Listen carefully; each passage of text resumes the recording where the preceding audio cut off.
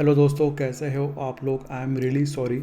अगला व्लॉग कुछ और आने वाला था बट सडनली मुझे रात में बैठ के ये व्लॉग शूट करना पड़ रहा है। इसका मेन रीज़न ये है कि मुझे काफ़ी 2-3 दिनों से एक्चुअली आपके काफ़ी सारे कमेंट्स आ रहे थे कि जापान में अभी सुनामी आया है, अर्थक्वेक आया है, मैं कैसा हूँ, मैं यहाँ पर ठीक हूँ या नहीं हूँ। तो मैंने सोचा कि क्यों ना आपके लिए एक अपडेटेड वीडियो बनाता हूँ जिसमें कि अभी जापान में जो सुनामी आई है उसका अभी क्या स्टेटस है और फ्यूचर में क्या प्रिडिक्शन होने वाले हैं और मैं ठीक हूँ या नहीं, वो भी मैं अपडेट आपको इस वीडियो से देने वाला हूँ। और हाँ, बाबा वांगा के प्रिडिक्शन के बारे में भी आपको मैं इस वीडियो में ज़रूर बताऊंगा। अब आपको पता है जापान अर्थक्वेक के लिए जाना जाता है। यहाँ पर साल में 1000 से भी ज़्यादा अर्थक्वेक आ जाते हैं। रोज़ यहाँ पे कुछ ना कुछ अर्थक्वेक के सिलसिले होते रहते हैं, क्योंकि अगर आप वेस्ट साइड में जाओगे जापान के तो वहाँ पर समंदर है और वहाँ पे अर्थक्वेक प्रोन सिटीज़ है, ज़्यादातर अर्थक्वेक उधर ही आते हैं। मैं रहता हूँ टोक्यो में, तो टोक्यो में तो आते हैं अर्थक्वेक बट उतने मैग्नीट्यूड के नहीं आती है, और टोक्यो जो है वो जापान के ईस्ट साइड में आता है। तो मैं टोक्यो में रहता हूँ, इसलिए यहाँ पे जब भी अर्थक्वेक आता है तो फील तो होता है मुझे, जैसे कि बहुत बार मैं ऑफिस का काम इसी चेयर पे बैठ के करता हूँ। अर्थक्वेक आता है, मेरा चेयर हिलता है, थोड़ा घर हिलता है और नॉर्मल हो जाता है। और जापान में जितने भी घर होते हैं ना वो एक्चुअली अर्थक्वेक प्रूफ होते हैं। जब भी मेरे आप पुराने व्लॉग देखोगे मैं आपको आसपास जो घर बनते हैं वो दिखाते रहता हूँ। अगर आप नहीं देखोगे तो कोई व्लॉग में आप जाके देख लेना घर कैसे बनता है। मोस्टली लकड़े के घर बनते हैं और जो नीचे बेस होता है उसमें डैम्पर लगता है। तो जब भी अर्थक्वेक आता है तो वो घर सिर्फ हिलते हैं, गिरते नहीं है। तो जो अभी सुनामी आया था आई थिंक 31 जुलाई और 1 अगस्त को सुनामी आया था बहुत बड़ा, और वो आया था एक्चुअली रशिया में। जो अर्थक्वेक आया था उसके चलते वो जो वेव्स है वो जापान की तरफ आई थी और जापान में वो सुनामी का अलर्ट जारी हो गया था। ये वीडियो देख के आपको समझ में आ जाएगा। はい、現在12時10分ですね。なんかすごい波来ました。やばい。さっきまでね、あんな風になってなかったんだけど。すごいです。ああ、なんかこれでかいね。うわ、がっつり超えてきた、超えてきた。すごい。あ、これ来たんじゃない？ほら。ほら、あれ超えるでしょ。がっつり。超える超える超える。明らかにですね、様子変わってきてますね。すごい。ये जो वीडियो है जापान के किसी बंदे ने अपने घर की खिड़की से शूट किया है और आप देख रहे हो कि इसके अंदर जो अर्थक्वेक आने के बाद में, जो सुनामी आने के बाद में जो वेव्स आ रही है वो इतनी बड़ी नहीं थी। मेरे हिसाब से 1 मीटर के कम ही थी, बट ज़्यादातर केस में यहाँ पे 3 मीटर तक 4 मीटर तक सुनामी के जो वेव्स है वो आती है और बहुत भयंकर तरीके से आती है। और जब ये सुनामी अलर्ट आया था तो होता है ऐसे ना कि जब अर्थक्वेक आता है तो अर्थक्वेक के लिए जापान में ना जो आईफोन होते हैं, जापान के आईफोन स्पेसिफिकली, बाकी देश के iPhone I don't know, but जब भी जापान में अर्थक्वेक आता है तो आपके फ़ोन में ऑटोमेटिकली, आईफोन में ये ऑलरेडी फीचर है, सायरन बजने लगता है और सायरन बोलता है जिशिन देश बजते रहता है ऑलमोस्ट 30 सेकंड तक, जब तक आप वो बंद नहीं करोगे। और ज़्यादातर घर में यहाँ पे सेंसर भी लगे होते हैं। तो शायद ये मेरे घर में नहीं है क्योंकि इस बार बजा नहीं था। घर में लगे होते सेंटर में कहीं तो भी, और घर के अंदर सेंसर बजते। जब मैं लियो पैलेस में रहता था मेरे पुराने घर में, तो वहां पर फर्स्ट टाइम जब मैं जापान में आया था और मेरा पहला जो अर्थक्वेक आया था वहां पे जो मैंने फील किया था, तो मैं ऑफिस से आया, अर्थक्वेक आ रहा था, मैं खाना बना रहा था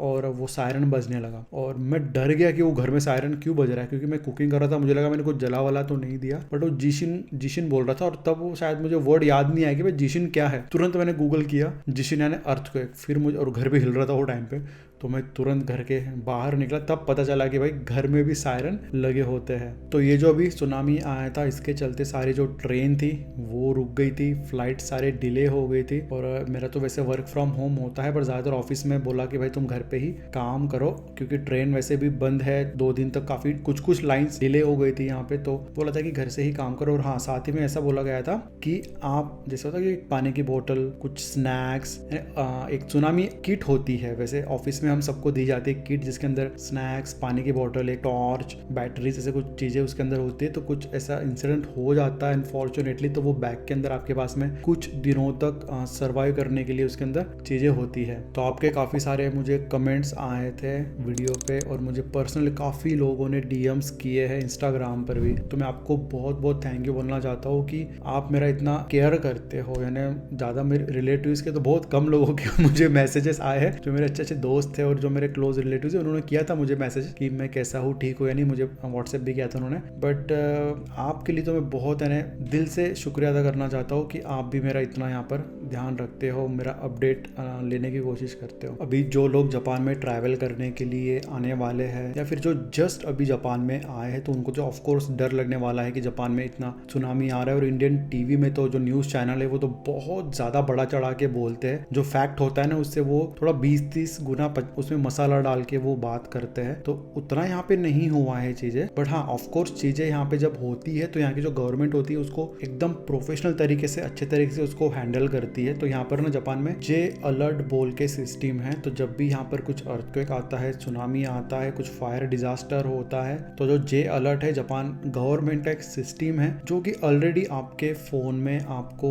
सायरन या मैसेज भेज देगा। तो जो लोग अभी जापान में ट्रैवल करने के लिए प्लान कर रहे हैं या फिर जो ऑलरेडी जापान में है और जिन लोगों को ये नहीं पता है, मैं एक लिंक दे दूंगा डिस्क्रिप्शन में, उसके अंदर 4-5 ऐप है वो आप डाउनलोड कर लेना। और एक ऐप है NHK TV ऐप, ये आप आपके फोन में डाउनलोड कर लो। तो जो NHK है वो इस NHK TV ऐप जो है इससे कनेक्टेड है, तो जब भी कुछ अलर्ट होता है डिजास्टर का तो जे अलर्ट ऑटोमेटिकली ये ऐप पे दे देता है और ये ऐप आपको सायरन या जो भी अपडेट है आपके फोन में दे देगा। तो ये बहुत iOS और तुम्हारे एंड्रॉइड के लिए, दोनों के लिए ये ऐप है, तो जरूर आप जापान में इसको डाउनलोड कर लेना। और आप में से काफी लोगों ने बाबा वांगा के बारे में सुना होगा, जिन्होंने अपने एनीमे में बहुत साल पहले 2025 5 जुलाई आ गया जितना मुझे याद है, उन्होंने जुलाई में बोला था कि कुछ बड़ा डिजास्टर जापान में होने वाला है। डेट थोड़ी आगे पीछे हो गई है बट बराबर जुलाई एंड में यहाँ पर सुनामी आया है। तो उन्होंने जो प्रेडिक्शन जापान का दिया था डिजास्टर आने का वो बराबर कुछ दिन आगे पीछे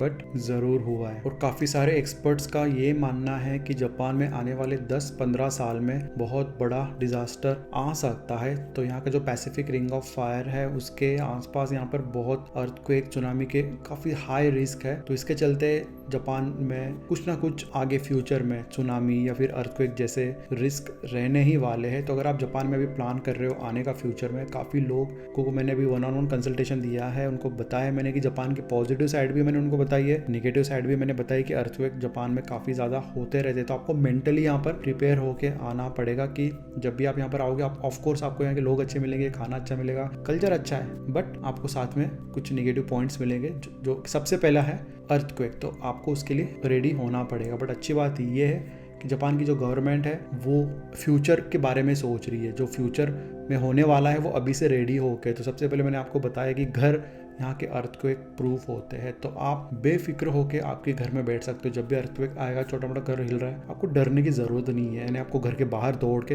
अनलेस बहुत ज़्यादा अर्थक्वेक नहीं आ जाता है, तब तक आपको घर छोड़ने की ज़रूरत नहीं है। साथ ही में यहाँ पर यहाँ की जो म्यूनिसिपालिटी है वो आपको एक गाइड देंगी। जब भी आप घर में मूव इन करते हो आपको एक गाइड देंगे, एक बुक रहेगा जिसके अंदर आपको कब क्या हो रहा है, अगर कुछ अर्थक्वेक आ रहा है, सुनामी आ रहा है या कुछ ऐसे फायर लग रहा है तो आपको क्या करना है, पूरा इंग्लिश में गाइड आपको दे के रखेंगी। तो अगर आप वो पढ़ लोगे थोड़ा टाइम निकाल के तो आपको पता रहेगा कि अगर अर्थक्वेक आ रहा है, घर आपका गिर रहा है, तो क्या क्या प्रिकॉशन लेना है, कहाँ पर जाना है और क्या क्या पहले से प्रिपेयर करके रखना है। और सायरन भी आपके घर में बच जाएगा, तो आपको डरने की जरूरत नहीं, क्योंकि यहाँ की जो गवर्नमेंट है वो ऑलरेडी इन चीज़ों के लिए प्रिपेयर रहती है। और अगर अनफॉर्चुनेटली कुछ अर्थक्वेक आ जाता है तो आपको आपके घर के पास का इवैक्यूएशन पॉइंट, लोकेशन जो है, एक स्कूल हो सकता है, कोई मैदान हो सकता है, वो आपको उस बुक के अंदर दिया रहेगा। तो आपको एक बार बस जाके देख लेना है कि आपके घर के पास का वो एरिया कौन सा है। तो इनकेस अगर कभी फ्यूचर में अर्थक्वेक आ गए तो आपको पता रहेगा कि आपको कहाँ जाना है। और साथ ही में आपको एक ऐप का लिस्ट तो मैंने आपको लिंक में दे दिया है, बट और एक ऐप है जो कि आप आपके फोन में डाउनलोड करके रखना, जो कि है यूरेकुरु